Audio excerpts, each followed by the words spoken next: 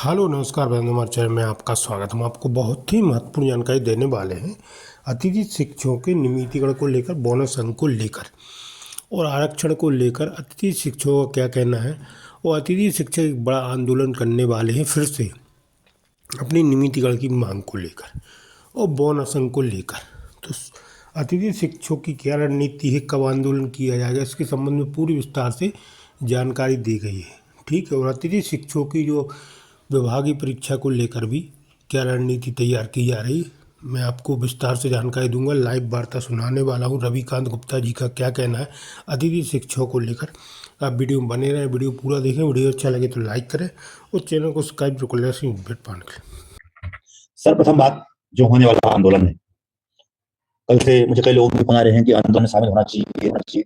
समन्वय समिति उसमें शामिल हो रहा है या नहीं हो रहा है, तो मैंने पहले भी स्पष्ट किया था और पुनः एक बार मैं स्पष्ट कर रहा हूं कि कल के आंदोलन में, या मतलब कि 18-19 तारीख को होने वाले आंदोलन में समन्वय समिति की सहभागिता नहीं रहेगी। हमारे पदाधिकारी, क्योंकि हमारा पूर्व से सिर्फ कार्यक्रम हरदा का था, तो हम सब हरदा के कार्यक्रम में शामिल हो रहे हैं। जो भी साथी हमारे हरदा के आसपास के हैं वो सब अपने हिसाब से वहां पहुंच सकते हैं। और जो आंदोलन कल है, हम उसका विरोध नहीं कर रहे हैं। हमने पहले भी कहा था, आज भी मैं वही बोल रहा हूँ कि हम, अगर हमारे लिए कोई भी आंदोलन करता है तो हमें सहयोग करना चाहिए, लेकिन कोई भी आंदोलन हो, क्योंकि पिछले 10 साल से मैं देखते हुए आया हूं कि आंदोलन को बुलाया जाता है सुबह शाम माइक टेंट में, जब बस काम होते हैं अपने घर में 2 तारीख का और 10 सितंबर 2 अक्टूबर को जो आंदोलन हुए ऐतिहासिक थे। शायद पूरे 10 साल के कैरियर में मैंने पहला आंदोलन ऐसा देखा था, क्योंकि मुझे 10 साल संगठन में काम करते हुए हो गया और 10 साल में मैंने पहली बार ये जो आंदोलन हमारे हुए थे वो देखा था। लेकिन उनमें भी मुझे, अगर मैं नहीं कोई भी समीक्षा आंदोलन करे, तो कहीं ना कहीं उसमें भी एकता और साथ में जो एक प्लानिंग होती है उसी कमी दिखाई पड़ी। क्योंकि बिना प्लान के हम आते हैं, आंदोलन करते हैं, और जब हमारे साथियों के साथ में हमें किसी प्रकार की कोई घटना घटती है तो हमें मालूम ही नहीं होता कि आगे हमें कौन सा कदम उठाना है। क्योंकि जब आंदोलन होते हैं तो जो मेन लीडर होते हैं, पुलिस उनको साइड करने का प्रयास करती है, उन्हें गिरफ्तार करने का प्रयास करती है, या किसी भी तरह से उन्हें बाहर करने का प्रयास करती है। तो सबसे बड़ा सवाल ये होता है कि आखिर उसके बाद उस आंदोलन को लीड कौन है, लीड करने के बाद आंदोलन क्या होता है, अगर पुलिस हो गया कुछ हुआ तो क्या करना है। तो देखने में क्या आया है, हमेशा देखने में हमेशा आया है कि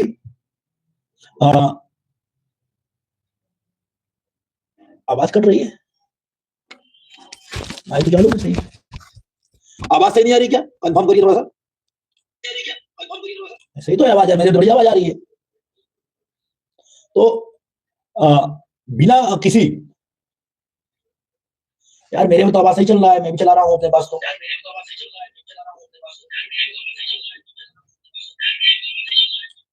बोल रहा है अभी आ रही, ठीक है, चलो धन्यवाद।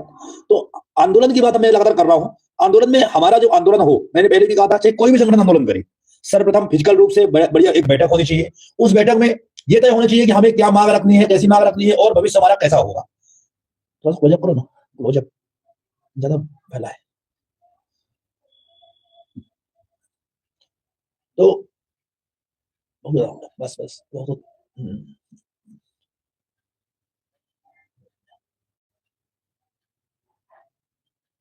तो निश्चित तौर पे आंदोलन होना चाहिए, एक बड़ा आंदोलन जरूरत है इस समय पर, क्योंकि बोनस अंक को लेकर के हम लोग परेशान हैं। बोनस अंक के साथ में हमें बोनस अंक के साथ में हमें जरूरत वर्तमान में बोनस अंक की है, और उसके लिए आंदोलन होना चाहिए। क्योंकि अधिकारी कर्मचारी कोई भी हमारे साथ में नहीं है शायद, जो भी है, लेकिन इस समय पर थोड़ा बहुत हमारे लिए कुछ अच्छा अधिकारियों ने सोचना शुरू किया था, जो भी हो। लेकिन समस्या वर्तमान में बस एक ही चल रही है कि आखिर जो आंदोलन कल होने वाला है या परसों होने वाला है, उस आंदोलन में क्या प्लानिंग है, क्या रणनीति है। हम लोगों को इनवाइट किया गया, मैंने पहले भी बात रखी थी कि आखिर 15 तारीख को मीटिंग रखी गई, 16 तारीख को आपने डेट अनाउंस कर दिया, किस बेस पे? आखिर क्यों जिला अध्यक्षों से आपने बात नहीं किया? एक तरह से यह कहा जाए कि सरकार के प्रति, सरकार जो भी थोड़ा बहुत वर्तमान में हमारे लोगों के पक्ष में सोच रही है, तो उसमें जो कल 10 लोग या 20, मुझे पता है कि संख्या मुश्किल से 500 लोग पहुंचेगी और वो भी कम बढ़ जाएगी। तो 500 लोग दिखाए क्या? हमारी जो कमजोरी है वो दिखाया जा रहे हैं लोग। मैंने बार-बार पहले भी आग्रह किया था, मैं पूरी फिर से कर रहा हूं। मैं ये बोल चुका हूं कि मैं किसी संगठन से बिलोंग जरूर करता हूं, समन्वय समिति के लिए मैं काम करता हूं, लेकिन मैंने हमेशा, मेरे लिए सर्वप्रथम अतिथि शिक्षकों का हित ही रहता है। जैसे भी हो उनका हित हो चाहिए। जिसने भी आंदोलन किया है, चाहे वो समन्वय समिति हो, चाहे वो आजाद वाले हो, चाहे कोई भी हो, मैंने हमेशा ये कहा है कि सहयोग करो। लेकिन जब तक सही रणनीति नहीं बनती तो किसी भी आंदोलन का अंजाम अच्छा नहीं हो सकता। आगाज जरूर करते हैं हम लोग आंदोलन का, लेकिन अंजाम अच्छा नहीं होता। तो मैं पहले स्पष्ट कर दूं कि जो 19 तारीख को आंदोलन भोपाल में होने जा रहा है, अभी मुझे कंफर्म भी नहीं है कहां पे है, क्या है, मुझे जानकारी नहीं है, लेकिन आप लोग अपनी जिम्मेदारी से पहुंचे और पहले जो आयोजन करता है उनसे बात कर लें कि किस लिए आंदोलन हो रहा है, उस आंदोलन में क्या होना है, कैसे होना है, कब तक के लिए परमिशन आपने ली है, क्या हमें सड़क में आना है कि बस जाके ग्राउंड में ही बैठना है, इसको आप लोग कंफर्म कर लीजिए। और क्योंकि सर्दी बहुत ज्यादा है वर्तमान में, उस हिसाब से आप लोग आंदोलन में पहुंचिए। 19 तारीख को समन्वय समिति के प्रदेश अध्यक्ष पीडी खैरवार जी, मैं और रामस्वरूप गुर्जर जी, हम चारों हरदा में रहेंगे और हरदा के कार्यक्रम में जो भी रणनीति आगे बनेगी, क्योंकि हरदा में बहुत दिन से मीटिंग के लिए बात चल रही थी और 19 तारीख को हम लोग हरदा में मीटिंग में जाएंगे। आज वर्ग 2 परीक्षा की नोटिफिकेशन जारी हो गया। जो पॉइंट वाला केस है, जो लोग पॉइंट वाले केस में लगाए थे, उन लोगों को परीक्षा देने का मौका मिलेगा, क्योंकि अभी तक केस फाइनल नहीं हो पाया है। सरकार जवाब देने में असमर्थ है, यानी कि अगर आपका केस फाइनल नहीं होता, क्योंकि जो आपका केस लगा हुआ है वो सीजीआई के सामने, मतलब डबल बेंच में लगा हुआ है, और डबल बेंच में अगर केस फाइनल नहीं होता तो आप लोगों को परीक्षा देने का मौका, चयन परीक्षा में बैठने का मौका आपको मिल जाएगा। इसके लिए बेफिक्र रहिए जितने लोगों का पॉइंट वाला केस लगा हुआ है। अजीत देख लीजिए।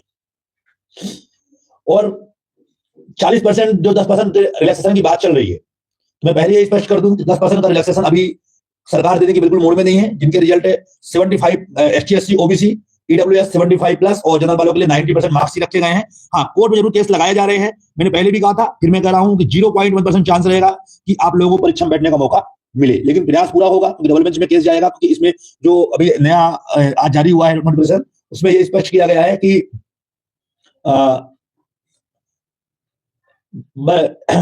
एसटी एससी ओबीसी ईडब्ल्यूएस के लिए 40% और जनरल के लिए 50% मार्क्स लाने अनिवार्य है। तो हम लोग प्रयास में हैं कि आखिर जब आप चयन परीक्षा में इतने का मार्क्स रख रहे हैं, तो पात्रता परीक्षा में भी आप लोग यही मापदंड अपनाएं। 40% में एसटी एससी ओबीसी मतलब 60 नंबर से अधिक होने पर उन्हें उत्तीर्ण माना जाए और उन्हें चयन परीक्षा में बैठने का मौका दिया जाए, और 75% मतलब 75 से अधिक नंबर होने पर जनरल वालों को परीक्षा में बैठने का मौका प्रदान किया जाए। इसलिए सुप्रीम हाईकोर्ट में केस लगा है, बहुत सारे लोगों ने केस लगा भी दिया है, लेकिन हमारा केस 28 तारीख के पहले पहले कोर्ट में पेश होगा। क्योंकि जब तक सरकार फॉर्म भरवाना शुरू नहीं करती है तब तक, क्योंकि उसमें जब फॉर्म भरना शुरू होगा तभी उसमें केस पेश होगा, और 29 या 30 तारीख तक में उसका फैसला भी जो होना होगा आ जाएगा। तो जो भी साथी इसमें जुड़ना चाहते हैं 40-50% वाले केस में, तो आगामी 2 से 3 दिन के अंदर अंदर अपने डॉक्यूमेंट्स मुझे सेंड कर दें। आपको अपने आवेदन आयुक्त के नाम पे, आधार कार्ड, मार्कशीट जो आपने पात्रता परीक्षा में दिया था उसकी मार्कशीट भेजना है और फीस डालना है आप लोगों को। जिसको भी जुड़ना है इस केस में, उसके लिए मैंने गूगल फॉर्म भी तैयार किया हुआ है, इसके डिस्क्रिप्शन में लिंक में शायद दी हुई है या नहीं दी होगी तो मैं डाल दूंगा। और अगर आप लोग चाहते हैं कि इसमें लिंक नहीं है, जुड़े जाते मेरे पर्सनल नंबर पे लिखेंगे कि हमें 40% या 50% के लिए केस लगाना है हाईकोर्ट में, तो आप लोग मुझे अपने डॉक्यूमेंट्स भेज देंगे, मेरे पर्सनल नंबर पे लिख कर भेज देंगे, तो मैं आपको गूगल फॉर्म उपलब्ध करवा दूंगा। जो गूगल फॉर्म नहीं भर पाते हैं उनके लिए वो लोग डायरेक्ट अपने डॉक्यूमेंट्स को स्कैन करके मुझे पीडीएफ फाइल बनाकर भेज सकते हैं। तो कोई भी जिनको जुड़ना है, लेकिन ध्यान रखें केस में अगर जुड़े आप अपने जिम्मेदारी से जुड़े, क्योंकि केस में गारंटी बिल्कुल नहीं है कि जो कोर्ट का ऑर्डर होगा, कोर्ट के आदेश के साथ में ही आप लोगों को मौका इसमें दिया जाएगा।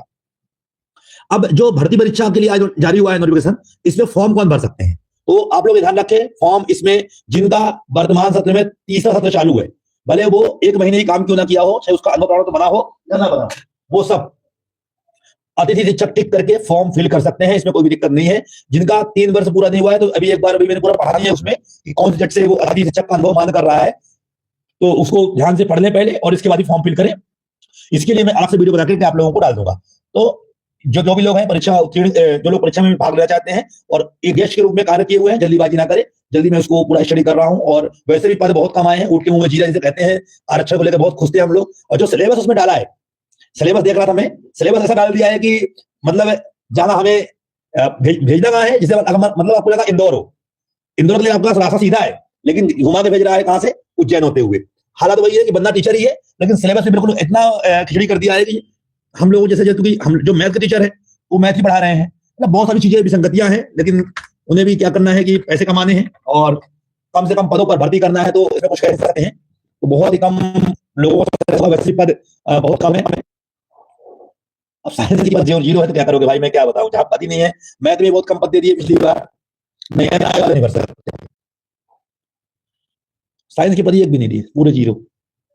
साइंस वालों आंदोलन करो बढ़िया, साइंस वाले मिलकर पूरे, क्या साइंस वाले जान देते क्या, जब मैथ और साइंस समकक्ष है मिडिल स्कूलों में, तो आप मौका दो दोनों को, और होना भी चाहिए इस बराबरी का मौका।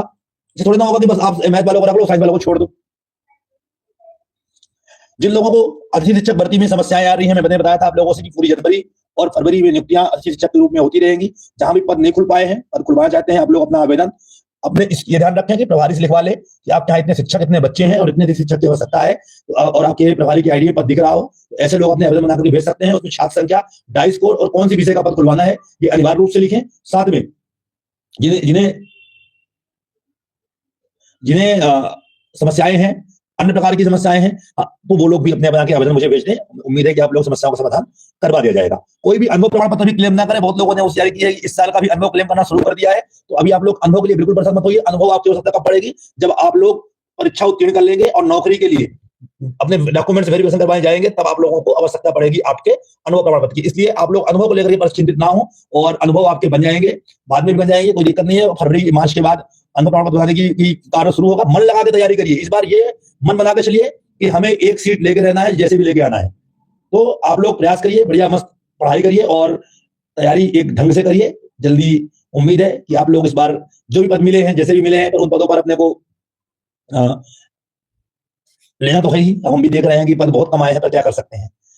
अनुभव जी, केस फाइनल कराना हमारे हाथ में नहीं है। जब तक सरकार जवाब नहीं देगी, कोर्ट भी उसे पेंडिंग में ही रखती है। सरकार जवाब दे नहीं पा रही है, और वर्तमान में सीजीआई है वो छुट्टी में चल रहे हैं। जल्दी उम्मीद है जल्दी